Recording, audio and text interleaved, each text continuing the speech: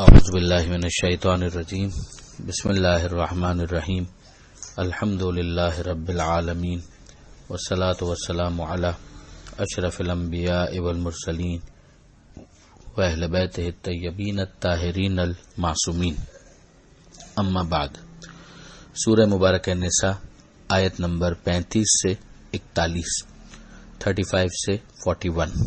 بسم اللہ الرحمن الرحیم وَإِنْ خِفْتُمْ شِقَاقَ بَيْنِهِمَا فَابْعَثُوا حَكَمًا مِّنْ أَهْلِهِ وَحَكَمًا مِّنْ أَهْلِهَا إِنْ يُرِيدَا إِصْلَاحًا يُوَفِّقِ اللَّهُ بَيْنَهُمَا إِنَّ اللَّهَ كَانَ عَلِيمًا خَبِيرًا۔ وَاعْبُدُوا اللَّهَ وَلَا تُشْرِكُوا بِهِ شَيْئًا وَبِالْوَالِدَيْنِ إِحْسَانًا وَبِذِي الْقُرْبَى وَالْيَتَامَى وَالْمَسَاكِينِ وَالْجَارِ ذِي الْقُرْبَى وَالْجَارِ الْجُنُبِ وَالصَّاحِبِ بِالْجَنبِ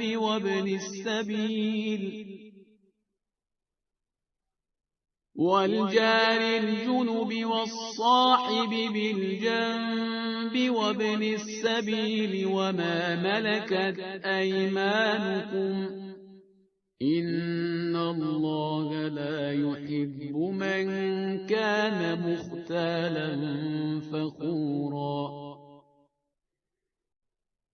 الَّذِينَ يَبْخَلُونَ وَيَأْمُرُونَ النَّاسَ بِالْبُخْلِ وَيَكْتُمُونَ مَا آتَاهُمُ اللَّهُ مِنْ فَضْلِهِ وَأَعْتَدْنَا لِلْكَافِرِينَ عَذَابًا مُهِينًا۔ وَالَّذِينَ يُنْفِقُونَ أَمْوَالَهُمْ رِئَاءَ النَّاسِ وَلَا يُؤْمِنُونَ بِاللَّهِ وَلَا بِالْيَوْمِ الْآخِرِ وَمَنْ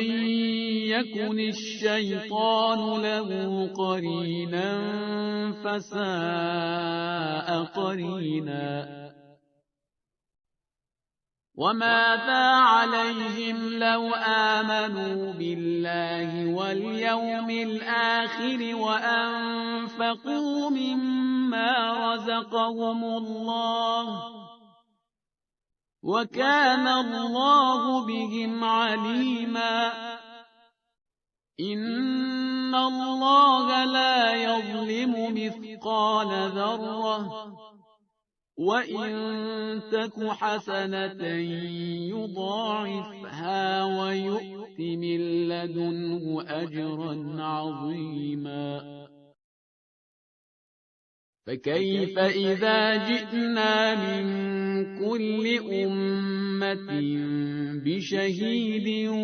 وَجِئْنَا بِكَ عَلَى هَؤُلَاءِ شَهِيدًا۔ فیملی لائف سے متعلق جو احکامات دیے جا رہے تھے، ایڈوائسز کی جا رہی تھی، انہی کے اندر ایک اور حکم یہاں پر ہمیں نظر آتا ہے کہ اگر تمہیں اس بات کا خوف ہے کہ میاں اور بیوی کے درمیان پھوٹ پڑ جائے گی اور یہ معاملہ اب جدائی کی طرف جا رہا ہے، تو کیا کرو؟ فَابْعَثُوا حَكَمًا مِّنْ أَهْلِهِ وَحَكَمًا مِّنْ أَهْلِهَا، تو ایک ثالث اس کے والوں میں سے اور ایک ثالث دوسرے طرف سے مقرر کر لو، یعنی جو بیوی ہے اس کے فیملیز میں سے، جو امیجیٹ فیملی ہے اس کے رشتہ دار، ان میں سے ایک کو مقرر کرو اور ایک جو شوہر ہے اس کی فیملی کی طرف سے مقرر کرو اور یہ حکم بن جائیں۔ ان یریدا اصلاحا، اگر یہ دونوں اصلاح چاہیں گے، یوفق اللہ بینہما، تو اللہ ان دونوں کے درمیان موافقت پیدا کر دے گا۔ ان اللہ کان علیما خبیرا، یقیناً اللہ علیم اور خبیر ہے، علم رکھنے والا ہے اور خبر رکھنے والا ہے۔ تو اب اس کے اندر ایک بہت ہی پریکٹیکل اپروچ کی طرف متوجہ کیا گیا ہے کہ ایسا نہ ہو کہ فوراً طلاق کی طرف جایا جائے، بلکہ اگر یہ معاملہ بگڑتا ہوا نظر آ رہا ہے تو ایک کوشش ثالثی کی بھی کی جائے، یہاں پر غور کرنے والی بات یہ ہے کہ حکم کا لفظ خود پروردگار عالم نے استعمال کیا ہے. من جملہ ظاہر ہے کہ اس آیت کے ذریعے سے جو فیملی لائف سے متعلق جو ایڈوائس ہے وہ تو واضح ہے، مگر اس کے علاوہ اس آیت میں حکم کا لفظ یہ بھی بتاتا ہے کہ اگر پروردگار عالم کی ہدایت پر عمل کرتے ہوئے انسانوں میں سے کسی کو حکم بنایا جائے جو فیصلہ کرے تو یہ قرآن کی روح سے بالکل درست ہے اور اس کا توحید کے خلاف کوئی اقدام اس کو نہیں مانا جائے گا. امیر المومنین حضرت علی علیہ السلام نے من جملہ جن باتوں سے استدلال کیا تھا خوارج کے خلاف، یعنی وہ احباب جو تاریخ سے واقف ہیں اور سیرت امیر المومنین علیہ السلام میں انہوں نے تیسری جنگ جو خوارج کے خلاف جنگ نہروان ہوئی تھی، تو آپ جانتے ہیں کہ خوارج کا یہ اعلان تھا کہ الحکم للہ ہے، کہ حکم اور حکم ہونا یہ خدا کا کام ہے، کسی انسان کو ثالث مقرر نہیں کیا جا سکتا، اور اگر ایسا کیا جائے تو یہ کفر اور شرک ہوگا. تو یہ بڑی سطحی ان کی باتیں تھیں، اور جس کے اندر وہ امیر المومنین علیہ السلام کے خلاف تلواریں کھینچ کر آ گئے تھے اور بے دریغ قتل عام کرتے تھے قرآن کے نام پر، جس پر امیر المومنین نے ان کو جب سمجھانے کے لیے بہت سی دلیلیں دی تھیں، ان میں سے من جملہ ایک دلیل یہ بھی تھی. اس آیت کے ذریعے سے بھی جو حکم کا لفظ استعمال ہوا ہے ان کو سمجھایا گیا تھا. اب جو اگلی آیت ہے اس کے اندر ہم دیکھتے ہیں کہ ایک فہرست ہے ان کاموں کی کہ جو پروردگار عالم نے انسان کو جن کا حکم دیا ہے اور کچھ وہ باتیں کہ جن سے روکا ہے. تو ارشاد ہوتا ہے وَاعْبُدُوا اللَّهَ، اللہ کی عبادت کرو، وَلَا تُشْرِكُوا بِهِ شَيْئًا، اور اللہ کے ساتھ کسی کو شریک قرار مت دو. یہ ظاہر توحید در عبادت یہ تو اصل اصول دین ہے، اصول دین کے اندر بھی بنیادی ترین اصول. پھر اس کے بعد وَبِالْوَالِدَيْنِ احسانًا، اور والدین کے ساتھ اچھا سلوک کرو، وَبِذِي الْقُرْبَى، جو تمہارے رشتہ دار ہیں ان کے ساتھ اچھا سلوک کرو، وَالْيَتَامَى، یتیموں کے ساتھ اچھا سلوک کرو، وَالْمَسَاكِينِ، مسکینوں کے ساتھ، غریبوں کے ساتھ، فقراء کے ساتھ ان کے ساتھ اچھا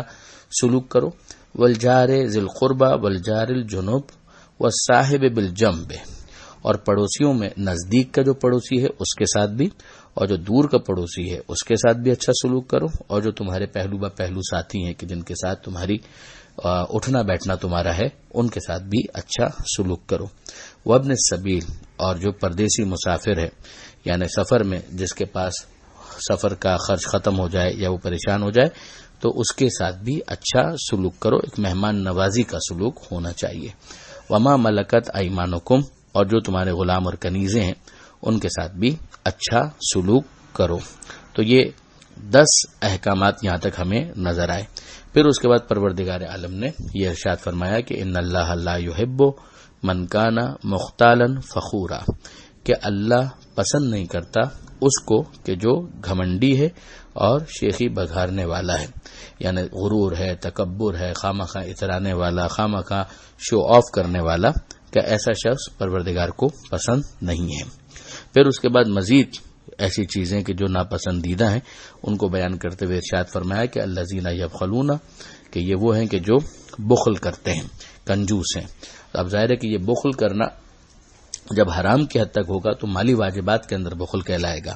جیسے زکوٰۃ واجب ہونے کے بعد نہ ادا کرنا، خمس واجب ہونے کے بعد نہ ادا کرنا، یا فطرہ واجب ہونے کے بعد نہ ادا کرنا وغیرہ وغیرہ.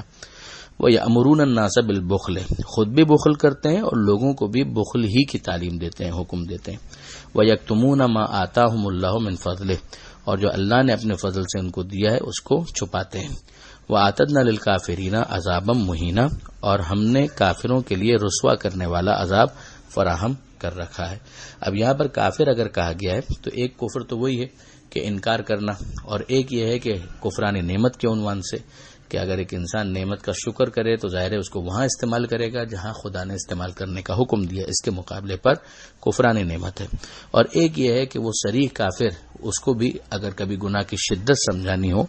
تو اس کے لیے یہ لفظ کفر کا استعمال ہوتا ہے. جیسا کہ حج کے لیے ہم پڑھتے ہیں کہ پروردگار عالم یہ ارشاد فرماتا ہے کہ من کفر فإن اللہ غنی عن العالمین، کہ جو کفر کرے تو اللہ عالمین سے بے نیاز ہے. آگے یہ بحث اگلی آیت کے اندر بھی کنٹینیو ہوتی ہے کہ والذین ينفقون اموالهم رئاء الناس، کہ وہ جو اپنا مال خرچ کرتے ہیں لوگوں کو دکھانے کے لیے. تو اب ان کا خرچ کرنا لوگوں کو دکھانے کے لیے تو یہ ریاکاری ہے، یہ قربتاً اللہ تو نہ ہوا، یا اللہ کی خوشنودی کے لیے تو نہ ہوا. تو ان کا خرچ کرنا اور جو پچھلے تھے جو خرچ نہیں کر رہے تھے یہ دونوں بالکل برابر ہو گیا. ولا یؤمنون باللہ ولا بالیوم الآخر، نہ ہی یہ اللہ پر ایمان رکھتے ہیں اور نہ ہی آخرت کے دن پر ایمان رکھتے ہیں۔ ومن یکن الشیطان لہ قرینا فساء قرینا،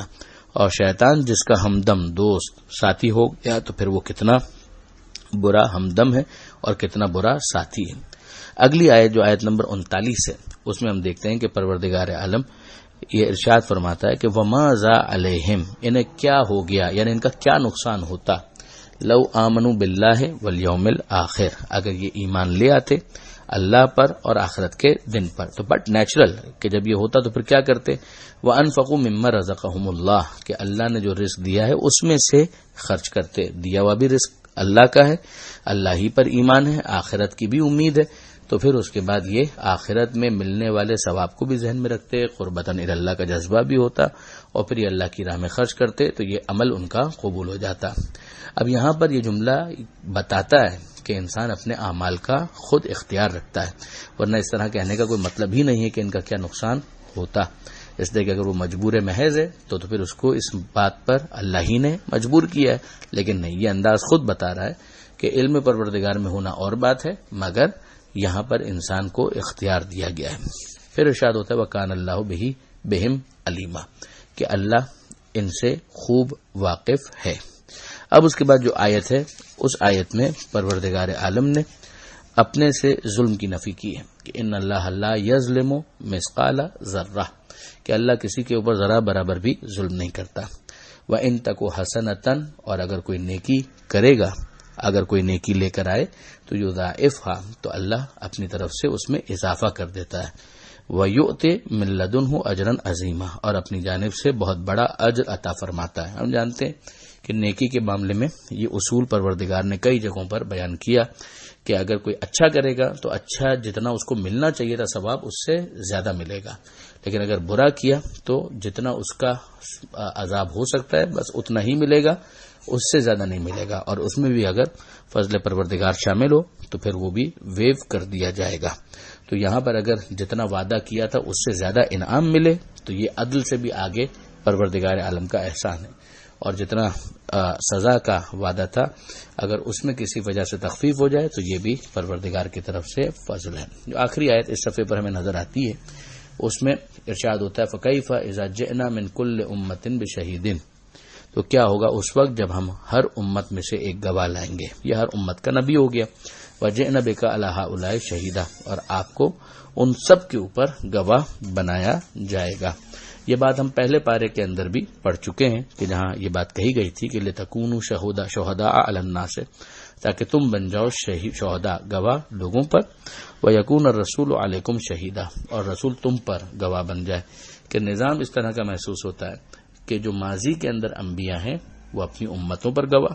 ہمارے رسول ان انبیاء پر بھی گواہ، اور رسول کے بعد اس آخری رسول کے بعد رسالت تو ختم ہو گئی، پھر امامت ہے، تو جتنے امام ہیں وہ اپنے اپنے زمانے میں جتنے فالوورز ہیں، ماننے والے ہیں، یعنی جن کو ماننا چاہیے چاہے وہ مانے یا نہ مانے، ان سب کے اوپر وہ گواہ ہو جائیں گے، اور رسول پھر ان پر بھی گواہ ہوں گے۔ تو پیغمبر اکرم کی انفرادیت اس اعتبار سے بہت نمایاں ہو کر سامنے آتی ہے۔ یہاں پر ہم اس بات کو مکمل کرتے ہیں، آیت نمبر 41 پر یہ صفحہ مکمل ہوا۔ دعا ہے پروردگار عالم سے ہمیں قرآن سمجھنے کی توفیق عطا فرما، اس پر عمل کی توفیق عطا فرما، اور وارث قرآن امام زمانہ کے ظہور میں تعجیل فرما۔ وآخر دعوانا ان الحمد للہ رب العالمین، والسلام علیکم